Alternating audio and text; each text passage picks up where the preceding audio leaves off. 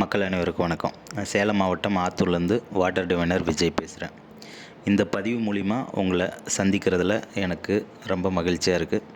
அதே சமயத்தில் ஒரு சில பயனுள்ள விஷயங்களும் இந்த பதிவில் நான் சொல்கிறேன். கண்டிப்பாக உங்களுக்கு உபயோகமாக இருக்கும். இது கொஞ்சம் முழுமையாக கேளுங்க. ஸோ வழக்கம் போல் நம்ம ரெகுலராக வீடியோ அப்டேட் பண்ணிகிட்ருக்கோம். இடையில நிறையா டைம் பண்ணுறதில்ல. ஸோ ஏதாவது தேவைகள் இருக்கும் பட்சத்தில் வீடியோ அப்லோட் பண்ணுறோம்.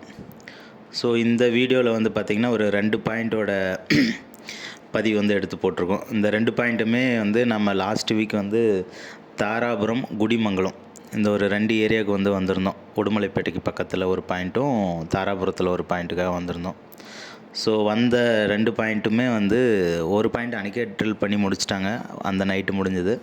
ஸோ இன்னொரு பாயிண்ட் வந்து ஒரு 1 வீக் கழித்து ட்ரில் பண்ணாங்க. ஸோ நம்ம வந்து பார்த்துட்டு வந்த 2 பாயிண்ட்டுமே நல்ல சக்ஸஸ் ஆகிருந்தது.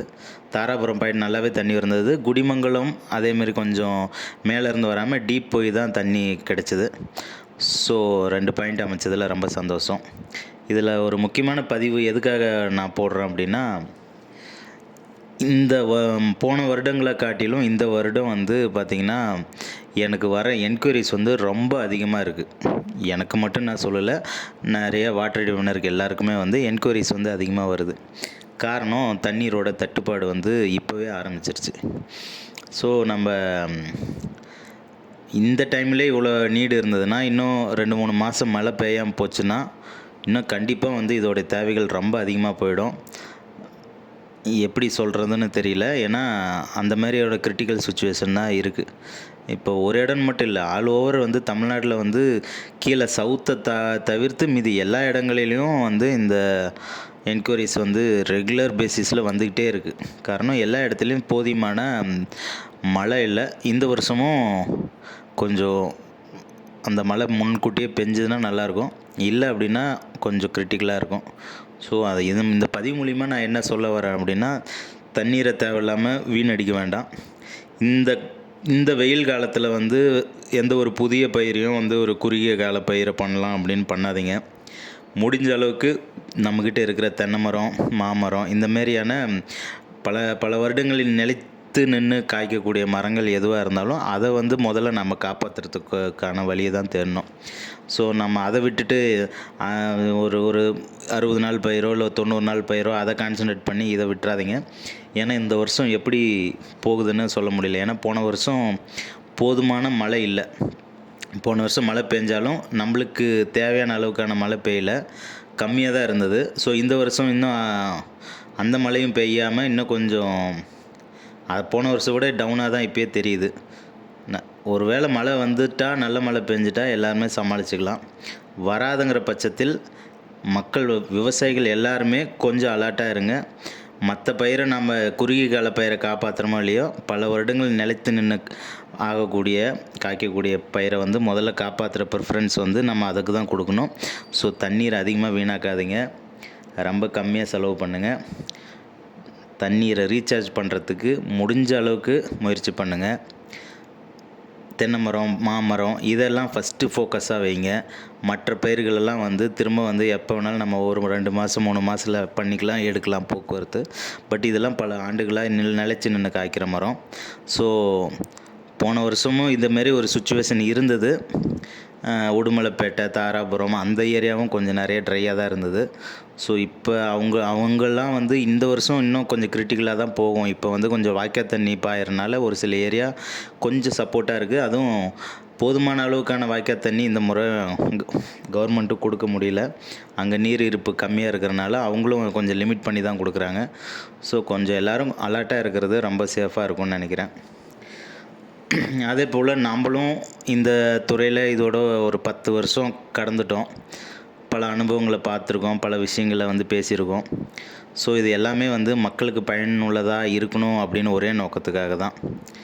ஸோ இது வந்து ஒரு பிஸ்னஸாக இல்லாமல் நம்ம ஒரு செய்கிற வேலையை வந்து கொஞ்சம் உணர்வுபூர்வமாக இருக்கணும், அதில் பெஸ்ட்டாக நாம் வந்து இருக்கணும் அப்படின்னு நம்மளோட தேடலும் இருந்தது. ஸோ அந்த தேடலுக்கு ஏற்ற மாதிரி நமக்கு பல பேர் வாய்ப்பு பல வருடங்கள் கொடுத்துட்ருக்கனால நம்மளால் இன்னும் பெட்டராக பண்ண முடிஞ்சிட்ருக்கு. ஸோ இப்போ ரீசெண்டாக வந்து பார்த்திங்கன்னா ஆல்மோஸ்ட் எல்லா இடங்களிலும் நல்லாவே பண்ணக்கூடிய அளவுக்கு நம்ம திறமைய வளர்த்துக்கிறதுக்கான ஒரு தளமா மக்கள் நம்மளுக்கு சப்போர்ட் பண்ணியிருந்தாங்க. அதே அளவுக்கு நாமளும் திரும்ப மக்களுக்கு அந்த விஷயத்த புரிய வைக்கிறோம். ஸோ தொடர்ந்து நம்மளோட சப்போர்ட் கண்டிப்பா மக்களுக்கு இருக்கும். அதேபோல் நீங்களும் எப்பயும் எந்த சந்தேகமா இருந்தாலும் கேளுங்க. எப்போ எந்த டவுட்டாக இருந்தாலும் போர்வெல் சம்மந்தப்பட்ட விஷயங்கள எனக்கு தெரிஞ்ச அளவுக்கு கண்டிப்பாக நான் ஹெல்ப் பண்ணுறேன். நிறைய பேர் டவுட் என்கிட்ட கேட்டுட்டு தான் இருக்காங்க. அவங்களுக்கு என்னால் முடிஞ்ச அளவுக்கு நான் சப்போர்ட்டிவாக தான் இருக்கேன். ஸோ எந்த ஒரு புதுசாக ஒரு பாயிண்ட் ஓடுறதா இருந்தாலும் ஒரு சஜஷன் ஆன்லைன் சஜஷனும் பண்ணிட்டு தான் இருக்கோம். ஸோ இந்த பாயிண்ட் எப்படி இருக்கும், பெட்டராக இருக்குமா என்ன அப்படின்னு சொல்லிட்டு நம்ம அதுக்கான ஒரு ஹெல்ப்பும் பண்ணிட்டு தான் இருக்கோம். எல்லா இடத்துலையும் நேர்லேயே போக முடியலனாலும் போகாத இடங்களுக்கும் நம்ம சப்போர்ட் பண்ணி கொடுத்துட்ருக்கோம். ஸோ அந்த வகையிலையும் நிறைய பேர் பயன்பெற்றிருக்காங்க. அது பயன்பெற்றவங்களுக்கும் எங்களுடைய வாழ்த்துக்களை தெரிவிச்சுக்கிறோம். ஸோ வருங்காலங்கள் அதிகப்படியான மழைகள் வரணும். பழையபடி பூமி திரும்ப செழிக்கணும் அப்படிங்கிறது எல்லாரோட வேண்டுகோள். நானும் அதே எதிர்பார்க்குறேன். ஸோ மக்களும் கொஞ்சம் அதிகப்படியான போர்வெல்லை தவிர்க்கிறது ரொம்ப நல்லது. ஏன்னா வருங்காலத்தில் இப்பயே நம்ம 1000 அடிக்கு மேலே போக வேண்டியதாக இருக்குது. மேக்ஸிமமான இடத்துல நம்ம ஜெயிக்கணும் அப்படின்னா இன்றைக்கி 600, 700 இந்த ரேஞ்ச் எல்லாமே ட்ரை ஆகி தான் இருக்குது. சடனாக ட்ரை ஆகிடுது. ஒரு 2 மாதம் மழை பெய்யலைனா கூட இந்த மட்டங்கள்லாம் ஈஸியாக காலி ஆகிடுது. ஸோ இப்போ நமக்கு தண்ணி வேணும்னா இன்னும் ஆழம் போகிற மாரிதான சூழ்நிலை தான் அமையுது. அப்போ ஒரு 1000, 1200ங்கிறது இன்றைக்கி ஒரு சாதாரணமாக ஓட்டுற அளவுக்கான சூழ்நிலையாக இருக்குது. ஸோ இதையும் எல்லாருமே சேஸ் பண்ணி இந்த மட்டத்தையும் காலி பண்ணிவிட்டு இதுக்கு அடுத்தது மட்டங்கள் பெருசாக பூமியில் இருக்காது. உங்கள் எல்லாத்துக்குமே தெரியும். 500 அடிக்குள்ளே அதிகப்படியான மட்டங்கள் இருக்கும். 500 to 1000 இன்னும் கொஞ்சம் கம்மியாக இருக்கும். 1000 to 1500 அதுலேயும் கம்மியாக தான் இருக்கும். அதுக்கு மேலே பூமியில் பெருசாக மட்டம் கிடைக்காது. ஒரே பாறை அமைப்பு கொண்ட பூமியாக தான் உள்ளே போயிட்டுருக்கும். ஸோ கடைசியாக இருக்கிற அந்த 2-3 சான்ஸையும் நம்மளே எடுத்துக்கிட்டோம்னா வருங்கால ஜென்ரேஷனுக்கு இன்னும் ரொம்ப கஷ்டமாக போயிடும். ஸோ காலத்துக்கு ஏற்ப நம்ம பயிர் செய்யணும். ஏரியாவுக்கு தகுந்த மாதிரி பயிர் செய்யணும். ஸோ எல்லா ஏரியாலையும் பாக்கு வரணும், வாழை வரணும் அப்படின்னா முடியாது இல்லையா? நல்ல செழிப்பான ஒரு பள்ளத்தாக்கு, ஒரு ஆறு அது சம்மந்தப்பட்ட ஏரியா, ஒரு மலையோட அடிவாரம் உள்ள பள்ளத்தாக்கான பகுதி, இங்கெல்லாம் ஓரளவுக்கு உங்களுக்கு கிணறு எப்பயுமே சப்போர்ட்டிவாக இருக்கும். ஸோ இந்தமாரி ஏரியாவில் இந்த மாதிரியான தண்ணீர் அதிகமாக தேவைப்படுற பயிர் பண்ணலாம். ஸோ ஆனால் நம்ம எல்லா ஏரியாலும் இந்த பணப்பயிரை நம்ம பண்ணணும் அப்படின்னு நினச்சோம்னா அது ரொம்ப கஷ்டமாக போகும். சரி, ஏரியாவுக்கு தகுந்த வாரியும் கிளைமேட்டுக்கு தகுந்த வாரியும் நம்ம பயிர் பண்ணலாம். அப்படி பண்ணோம்னா தான் தண்ணீரை கரெக்டாக நம்ம சேவ் பண்ண முடியும். ஸோ நம்ம சேனலை தொடர்ந்து பார்த்துட்ருக்கவங்க எல்லாத்துக்கும் என்னோடய மனமார்ந்த நன்றி. எப்போ எந்த சந்தேகமாக இருந்தாலும் தொடர்ந்து ஃபோன் பண்ணுங்கள். என்னால் முடிஞ்ச அளவுக்கு உங்களுக்கு நான் அதை தீர்த்து வைக்க ட்ரை பண்ணுறேன்.